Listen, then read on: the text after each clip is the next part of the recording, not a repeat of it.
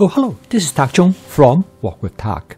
My YouTube channel is to help you to make home cooking practical, efficient, creative, and fun. And the most important thing is that by using my fast cooking system, which stands for flavor chasing, advanced peppering, stir frying, and template-based cooking, you do not require a recipe. And without a recipe and using template-based cooking, you can cook many different types of dishes, and with more spontaneity and intuition than you have ever before.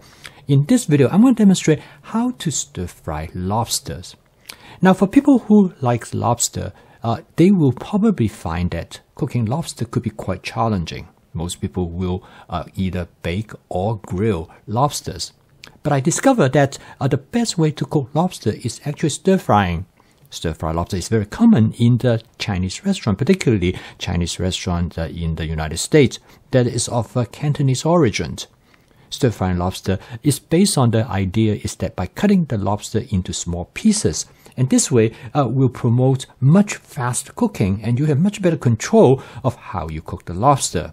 On top of that, you can then combine the lobster with other type of food ingredients. Now, one of the biggest challenge people have is that how did you cut up the lobster for stir frying? And here I'm demonstrating to you is that the best way to cut up the lobster is to find the joint between each segment of the lobster tail. And once you find the joint, it is possible to cut through without much problem at all, as shown here. Now, when the lobster cut up into these pieces, in fact, the meat of the lobster will come out really easy after you stir fry them. It just comes right off. And that makes it much easier for you to to get to the meat. And the end result is that it makes much more pleasant experience in eating lobster. And when you cut up the lobster into small pieces, you have much better control of how much you want to cut lobster. At the same time, it will also allow you to combine other ingredients with the lobster. In this case, you only need a small amount of lobsters and can add a great deal to the dish. This is truly one of the best approach in cooking lobster, in my opinions. So in this dish, I'm going to cook lobsters also with shrimp, and together with 4 different vegetables. That's broccoli, asparagus, mushroom, and cherry tomatoes. On top of that, I'm also going to use some scallions as well. Okay, now let's go into the kitchen, and I'm going to show you how to stir fry this lobster dish, which is extremely simple, and in fact, it's very, very fast. And for a complex dish like this is truly a very effective way to cook lobsters.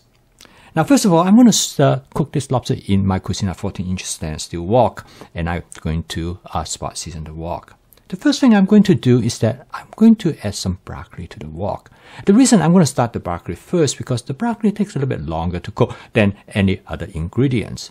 And as I have mentioned before, this method is frequently, I refer to it as a sequential stir frying, which means that you take whatever ingredients that take longer time to cook, you put them into the wok first. This will allow you to control the texture and doneness of the ingredients.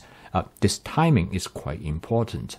The next step is that I'm going to add the lobster to the wok. Now, the lobster takes a little bit longer time to cook than the shrimp. As you can see that I'm going to add the shrimp a little bit later. But as you can see right there, the lobster cooked very quickly.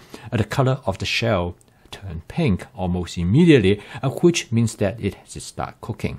At this point, I'm going to add a little bit more cooking oil just to make sure that I have enough cooking oil that I will not burn the lobster. And I'm also going to add about 1 tablespoon of minced garlic. Again, this is completely optional. If you don't like garlic, you can omit this step. This is followed by the addition of shrimp. Now, this is a this is a jumbo shrimp.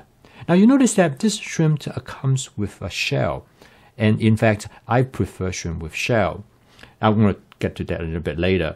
Now, next, I'm going to add some asparagus. Now, the asparagus takes a little bit less time to cook, and so does the mushroom. So the portobello mushroom is added a little bit later as well. Let's get back to the shrimp again.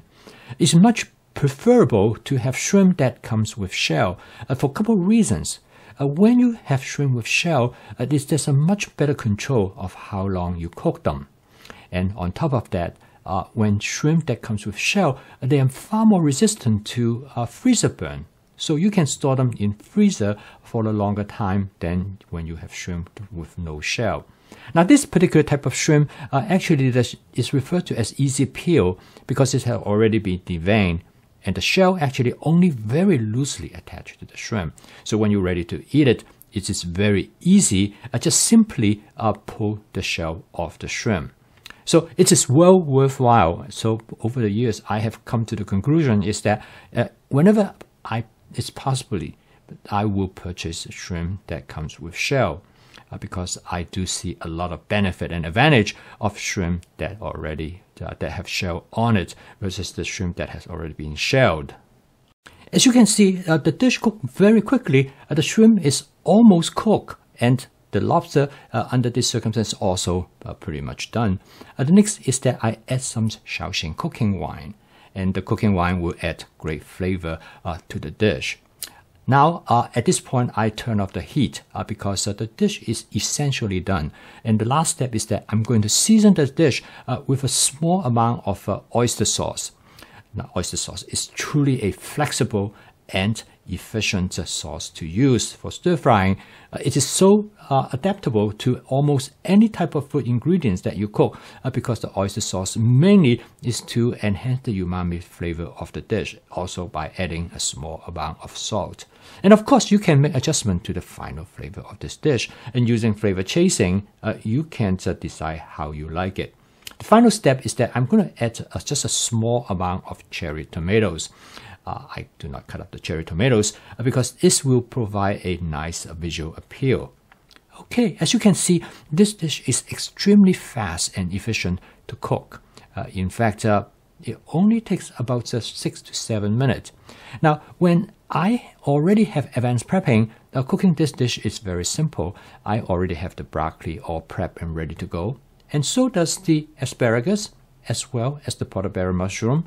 And of course, the cherry tomatoes, you don't have to do anything other than just store it in a container and you are good to go. The shrimp, because they are individually frozen, I can thaw them out in about 5 minutes under running water. The only ingredients that take a little bit prep time is the lobster tail. Now, this lobster tail is frozen, so it is important for me to thaw it out the first thing I enter into the kitchen. And cutting the lobsters takes very little time. So this seemingly complex dish with some excellent ingredients that in this dish and with the variety that available, you can actually find this dish to be a high-end gourmet dish. But when you cook it at home, you can make adjustments to the type of ingredients that you want to use, and you have full control of the doneness and texture of the lobster, which is really important. One of the challenge for people cooking lobster is that you can overcook them. And everybody know when you overcook seafood, it greatly reduces both the appeal as well as their freshness and also their flavor. Okay, the last but not the least, I'm going to garnish the dish with some scallion. Now this scallion is the bottom part of the scallion, which is the lower stem and is white in color. And this part of the scallion has very strong onion flavor. I usually cut them up into strips like this, and they actually have an excellent shell life. And using scallion like this, it allows me to substitute for onion. So the goal of my YouTube channel is to demonstrate to you that you can make home cooking truly a flexible and effective way that will allow you to use that as a true alternative for fast and ultra-processed food, mainly because of the time, the efficiency in cooking dishes like this. You can put a meal on the table in about the same amount of time if you were eating fast and ultra-processed food. And with my fast cooking system, home cooking is no longer a chore for me. Instead, it brings me pleasure and joy each evening when I enter into the kitchen. I post a video each day to help you to make home cooking as part of your daily routine using my fast cooking system. If you'd like to learn more about this cooking system, please subscribe to this YouTube channel. So keep on cooking. I will see you tomorrow.